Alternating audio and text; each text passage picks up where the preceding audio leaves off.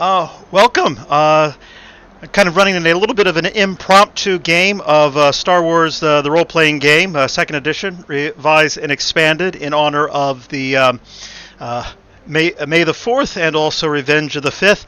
And so I just kind of put this together. This is the... what's the word I'm looking for? This is the starter scenario that comes with the core rulebook. It's meant to be run as a solo player, and so that's what we're going to be doing. It is called Cantina Breakout, and we're going to be playing the character that comes with the scenario itself, which is a fellow by the name of Blaine Hansen. He's a bit kind of a smuggler type of individual, so that's where we're going to start out. In a lot of ways, think kind of Han Solo. He owes money, of course, to crime lords in order to pay back for the stock YT 1300 light freighter that he has for himself, and he owes about 25,000 credits on it at this particular time. This is kind of one of my first playthroughs of this particular system, and so there's not a whole lot I can say about whether or not his stats are good or not, but we'll have to see as we kind of play through. So that's what we're getting started today with Cantina Breakout.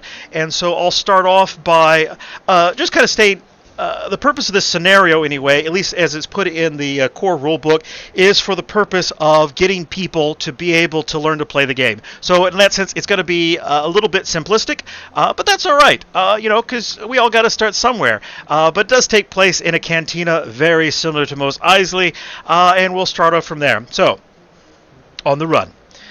You've been spending the last few days in the Runa starport hiding out from some bounty hunters who are seeking to collect on the overdue debt you haven't paid off on your ship and trying to find some work transporting or smuggling cargo.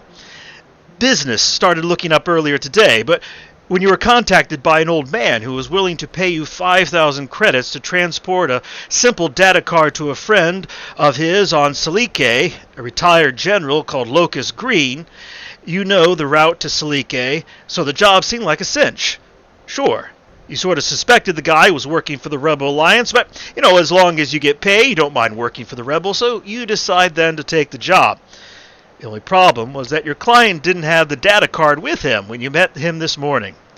So you arranged to meet him at a warehouse in Runa Starport. Everything went well. The old man handed over the data card, gave you directions to reach Locust Green on Salike, and had just handed you 5,000 credits when a squad of Imperial stormtroopers burst into your little meeting. You didn't feel like sticking around and answering questions about the Rebel Alliance. Instead, you drew your blaster, fired off a few shots, and beat a hasty retreat. Now the Empire is searching Runa Starport for you. After running through some back alleys, hiding in darkened doorways, and milling about in a large crowd, you run into a dead end. Ahead, a squad of Imperial stormtroopers have set up a checkpoint, and they're expecting the identification of everyone passing that way. Looking quickly over your shoulder, you notice 4 more stormtroopers making their way toward you through the crowd. Thinking quickly, you duck into a starport cantina. Inside the cantina, it's dark and smoky. Lights on the tables, booths in the bar provide only scant illumination. Several patrons mill about, and a Celestin bartender is working behind the bar, busy cleaning with a dirty rag. One of the booths near the back of the bar is curtained off with a ragged cloth. Apparently, this cantina sometimes hosts a live band, but not today. Instead, tiny music is piped in the dive through ancient and raspy speakers, set at intervals around the ceiling. Several denizens of the cantina catch your eye. They might be able to help you, or at least provide some cover for you if the stormtroopers get smart enough and start searching the place. The Celestin bartender could be helpful, and he looks at you as if inviting you in for a drink. In one booth, you see a Rodian sitting by himself. If you sit across from him in the booth, you won't be visible from the cantina's entrance. Leaning against the bar at the very back of the cantina, you see a woman with platinum blonde hair wearing black pants and boots, a white blouse and a red vest. A fanciful sash is tied around her head, and a heavy blaster pistol is strapped to her hip. She keeps looking from her drink, back to the curtained band area, then to the canteen entrance. Perhaps you might want to see if you know anything about these aliens or the woman before you decide to ask them for help. All right, so at the moment then, we've got our character here. We're going to place him kind of coming into the bar over here, I would guess. We do know that there is then a bartender here.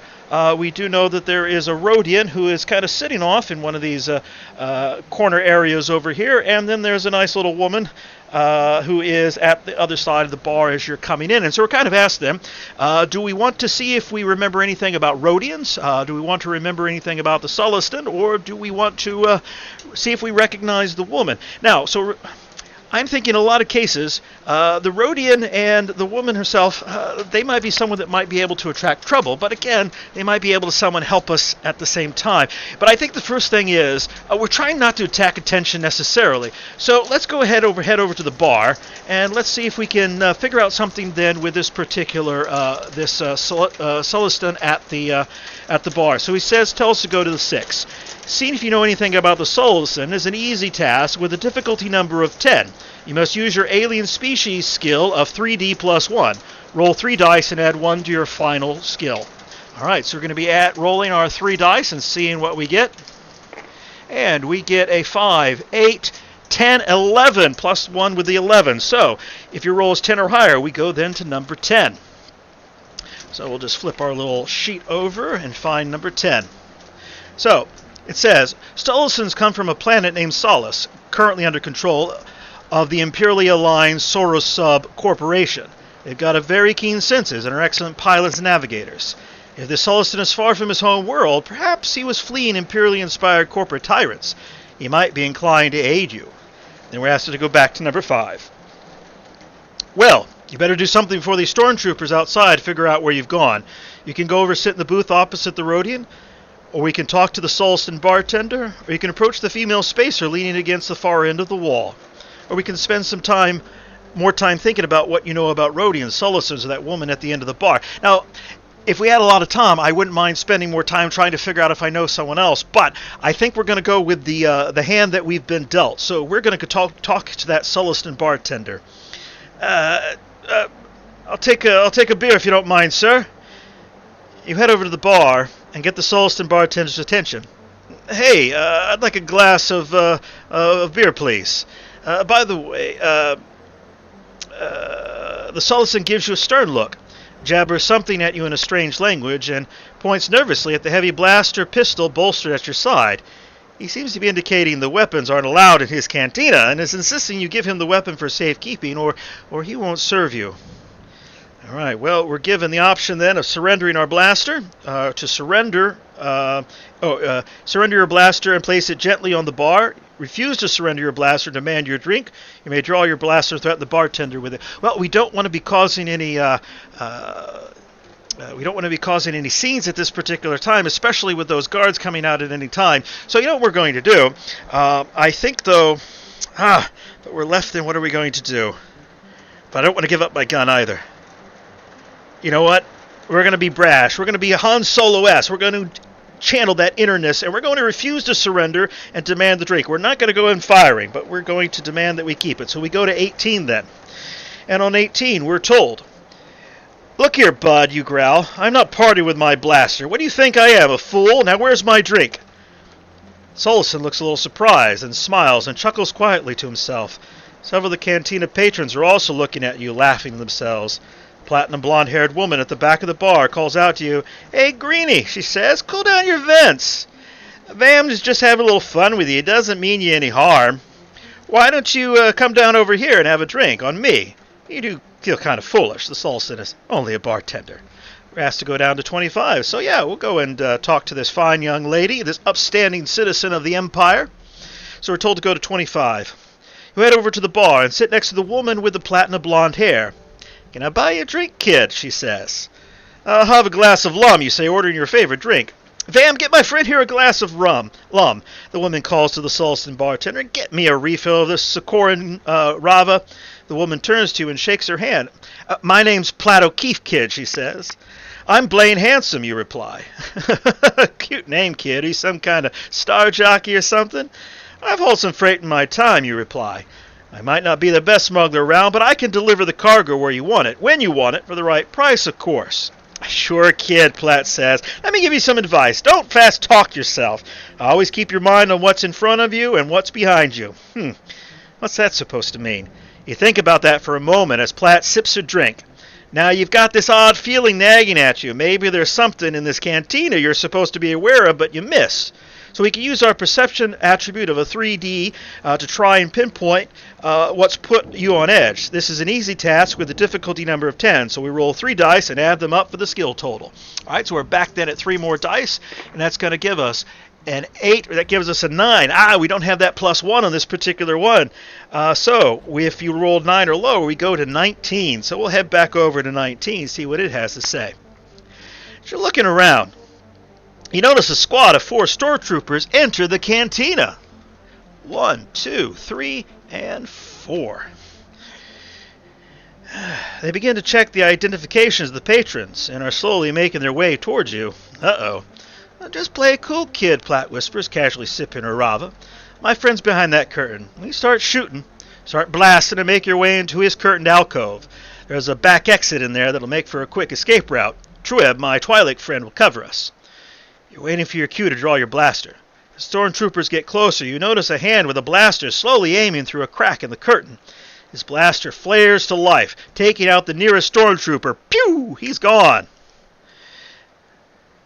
The other stormtroopers look up. There they are, one cries. Blast them! You unsling your blaster and take a shot at the nearest stormtrooper. At this range, it's a moderate task with a difficulty number of 15. Hit the stormtrooper using your blaster skill of 5D plus 1. So we roll 5D, add them together, and we still get to add 1. So we're looking for a 15 or higher on this one and see where we get. All right, so we've got 4, 5, 10, 16, 19 plus 1 is 20. Boom! That's what we need. We go to 29. All right, so as your blaster shot nails one stormtrooper, leaving smoldering black hole in his white chest armor. He's out of there. Pew! He collapses to the ground just as Platt and the Truick nail the other 2. Pew, pew! All right, nice work there, ladies. All right. 2 stormtroopers. Come on, Platt cries, grabbing your arm and hauling you back behind the curtain. We better get out of here before reinforcements arrive. She pushes you out the back exit, which leads you to a maze of alleys behind the cantina. Well, kid, this is where we part companies, Platt says, shaking your hand hastily. Anytime you need anything, just look me up. Her friend, Trueb the Twi'lek, nods his head at you and gives you a grim sort of smile. May the heat storm always find you in cool shelter. The 2 head off down one alley, and you run down another alley, which eventually leads to the docking bay where your starship is moored. With some luck, and maybe even the Force, you'll be able to deliver the Rebel data card to Locust Green on Selike. Now we go to number 36. Okay. 36, there we go.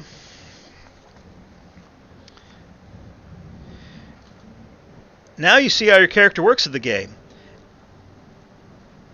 Every time you want to do something, you roll the appropriate skill or attribute dice as listed on your character sheet. If your roll is equal to or higher than the task difficulty, you succeed. If your roll is less, you fail. Try running through this solitary adventure again to practice, choosing different options. Later on, once you've learned how to create your own character, you might run this adventure again with an original character. Well, that was kind of a quick and, I do have to say, a little bit uneventful. I'm wondering if I should have spent more time then with that Rodian. You know how they are. They like to shoot first and ask questions later. So I do wonder if it might have been a little more interesting if I'd gone through them. But, you know, we've only been playing for, 15, 20 minutes at this point. So let's kind of play this out a little bit more, just for the fun of it. As we're kind of going through, we're trying to figure out then, get this data card, who it is that we need to. So give me just 1 second. Let me see if I can find a couple more maps that might work out for us. 1 quick second. With Star Wars, there are a lot of different versions of the game that have been put out throughout the years, of course, as I'm sure many of you are aware. And current one, of course, is put out by, Fantasy Flight Games. Only problem with that particular version, at least in my opinion, is those specialty dice. I'm just not a big fan of those, and obviously, as you can see, Zoe, my cat, wasn't a big fan either. All right, so I did find a map, ship map, so we'll just kind of go with that one for a little while, I think, and see what happens with that. So we're then kind of called out to head out and deliver then this particular data card. Now, this system itself is not meant necessarily to be run solo, though obviously we had it done in this particular game, this session, just because of the way the thing is handled. But we'll have to figure out another way of creating some Oracle. So, where we left off, just as a reminder then, let me go back here on page number 36 again. I believe we were, let's see. Yeah, we headed off into a corridor, so we had dropped off then our two friends who got us out of trouble, and are now kind of heading off. So, let's see, are we going to run into any more problems along the way? So, of course, there are still troops that are going about. So let's ask the Oracle. I'm going to assume that there probably are, so we're going to take the worst of these. Odds is basically going to be then a no, and evens are going to be yes, and we're going to get then with a yes on this particular question. So we are going to run into some. Now, maybe not right now at this particular moment. So we're heading down this corridor, but we're trying to do our best to try to stay out of the way, trying to stay a little bit sneaky on this. Is there a rule I can make on that? Let me see. Streetwise, I think 3D plus 1. All right, let's see how we do on that. That's going to give us 11, 12, 13, 14, plus 1, 15. Yeah, we're going to be relatively sneaky as we're kind of moving through here. We're kind of working our way over then to the spaceport to get back onto our ship. We've got the data card with us, and we're kind of heading out. And so we're kind of moving our way through the corridor. Unfortunately, I couldn't really find a map that's going to work for this. So we're moving down the corridor. And we do notice, now remember, they're not going to see us, but we do know that there is kind of a patrol that's kind of moving down. So there are a lot of people that are moving about in this particular area. Actually, let me go ahead, see if I can clear this off just a bit here. Makes me feel better. It's not necessarily going to be the most accurate representation. That's what we got here. All right, so I'm going to move this out of the way. There we go. That's much better. All right, so we've got a little bit of a corridor going down here, and we see that we have then, all right, cut down the road, but we're off to the side, so we're not being noticed at this particular moment.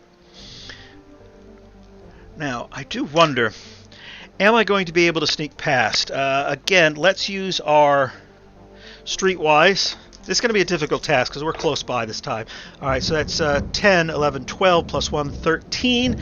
I believe that should be plenty for us to get past in this particular system. Let me do a quick look. As I mentioned, this is not one that I played all that often. My first time really to play through it, so that's why I'm a little on the uncertainty. I'm just going to say 13. That seems a good enough number. Consider what we had before. Oh, wait a second. No, 15 was what we needed for one of those. So, no, I'm going to say no, we don't. So, basically, then, we're trying to make our way past, but they're going to spot us. That creates a little bit of a problem for us as we're trying to get around. All right. So, hey, you there, stop. We need to see your papers. Okay. Blaine kind of reaches into his jacket. And they, whoa, careful there, as they raise up their blasters. So I'm just getting my credits out. Just hold your horses. All right, so he reaches into his pocket, and he pulls out credentials. All right, now, Blaine knows these are not his true credentials. These are his fake ones. He paid some good money for it, but let's see if they're going to be good enough. Let's see, I'm going to say...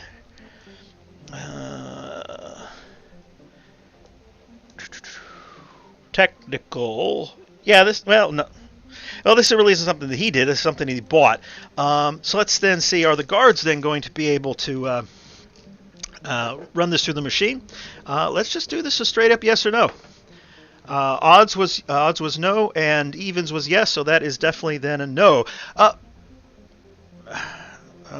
So this doesn't seem to be quite what we were. It's not working quite right as he's putting the card in and out of the machine.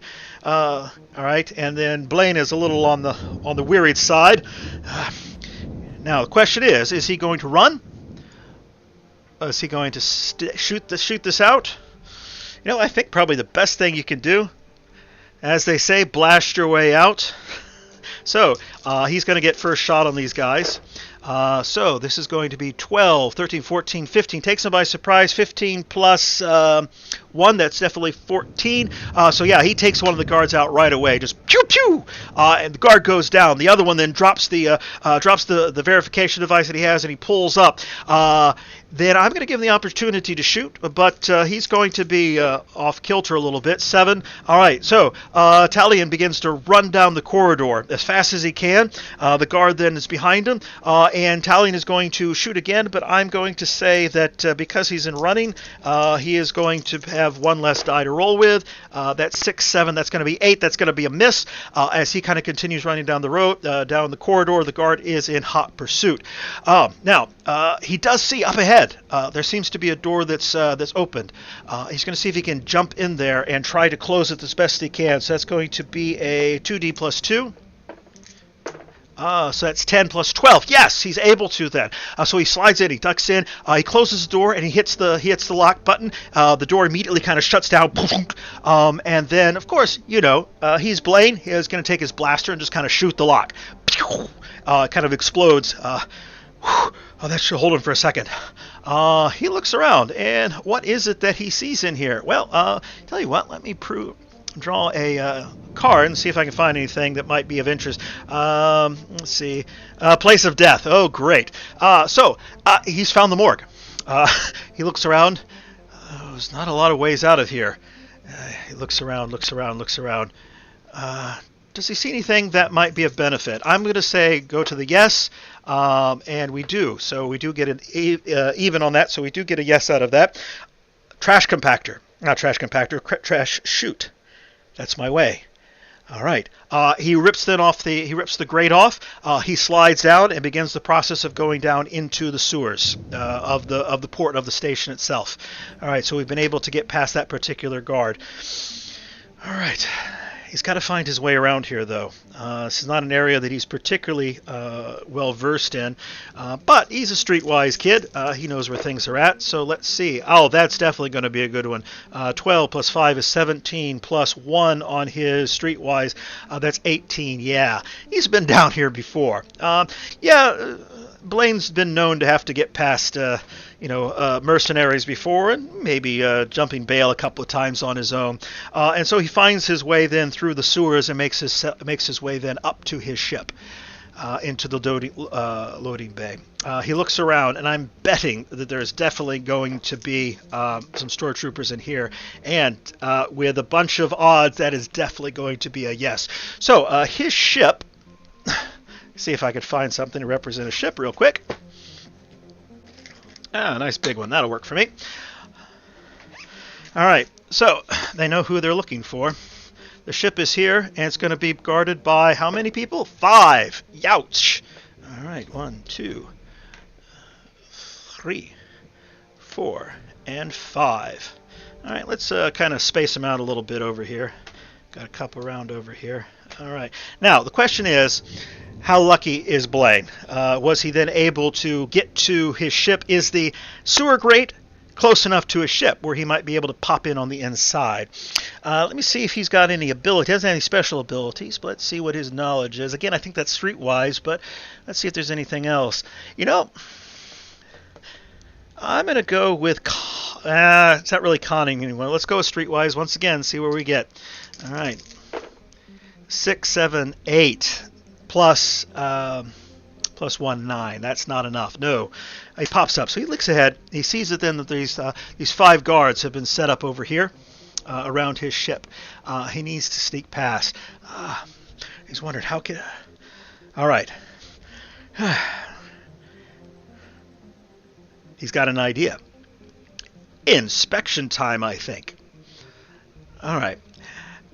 Blaine's going to drop back down into the trash chute that he was popped his head up in, and he's kind of go find himself then on the outskirts, on the outside. He's going to kind of keep an eye out then for, someone who's got some clout, someone who's got some authority. So I think he's looking then for some sort of lieutenant. All right. He sees a lieutenant. And now, so this is outside. This is a separate area, so these guys are not necessarily involved in this. He's seen a lone lieutenant. He's been waiting a good long period of time, waiting for this lieutenant to pop his head out. Now, the key is that he needs to get close to this guy. So, this is, I think, a perfect time then to use his conning ability. Excuse me about that, a little cough there. All right. Lieutenant! Who are you? Who are you called? The name's Reginald Baxter. Yes. I heard on the radio the reports that you're looking then for a man who fits a description, and he. Blaine just kind of sits there and just kind of describes himself. Says, "What else can he do at this point?" And I think I saw him over there. Kind of pointing behind him. You're going to have to hurry to catch up to him. Now, question is, how good is he at conning? All right, so we got 6, 10, 11. Well, my good man, I'm not quite sure. 11's not quite good enough. He's going to get a little closer to get a little bit... sir, what did you say your name was? Chester Beddington? No, sir. Reginald. Reginald was the name. Well, let me see your papers. And at this point, I think Blaine is very much aware that, things are not going to go well for him at this point. And so he is going then to, as he kind of reaches in, says, "Okay, I'm just gonna grab my my document card." He reaches into his pocket, and when he does, he's going to give him definitely kind of a backhand slap up against the head. So on a brawling, let's see, we get 3D plus 1 on dexterity. So let's see how we do with this. Nice. All right, that's 11, 12, 13, 14. Plus 1, 15. All right, so he brings his hand out, and I guess he probably grabbed some of brass knuckles or something while he was in there and throws his hand out against him, against the lieutenant's face, and just smashes it. And the lieutenant goes down. Not dead, but he then takes the body, looks around, makes sure there's no one else coming, grabs the body, pulls it back into the ventilation shaft which he came out of, changes the uniform and puts it on. Blaine then strolls right in. 2 guards, of course. Excuse me, sir. Stop. We're on the lookout for the owner of this ship. You fools, of course I know. I'm here to check to make sure that there's contraband on board. Don't you people know anything about procedure and policies? This man was obviously trying to smuggle things out. We need to see if there's anything on board yet. All right, well, let's see how his conning works on this particular case. And we get 6, 7, 8, that's 10, 11. Ooh. Well, he is wearing the uniform, and so I think that this would be an easier task necessarily. All right, sir. And they kind of part. And then Blaine gets the opportunity to get into a ship. As he does... he's a smuggler. He knows what's what. He's got a switch on the inside to quickly turn on the emergency evacuation procedures, so that basically the engine starts to just churn up as soon as it gets in. The power's getting going, weapon systems are getting online and everything, as then he then rushes to the cockpit and he jumps in. And he's only last thing he has to do is try to blow open some doors. So let's go with some Starship Gunnery, 4D plus 2. That is going to be 6, 7, 8, 9, 10, and 11. And I think with that, because, again, it's a moment of surprise, he is going to blast through the doors, and he is then going to be able to escape and head off to deliver his cargo. And I think that probably will make for a good end of this particular scenario, kind of continuing Cantina Breakout just a little bit more, instead of just the what seemed to be a fairly easy escape path. So I hope you enjoyed it. It was a little bit different. Like I said, this isn't a game I haven't played much, and so it's one that I thought this would be a good one to kind of pull out for today for Revenge of the Fifth. I hope you enjoyed this playthrough. If you did, thanks for sticking around.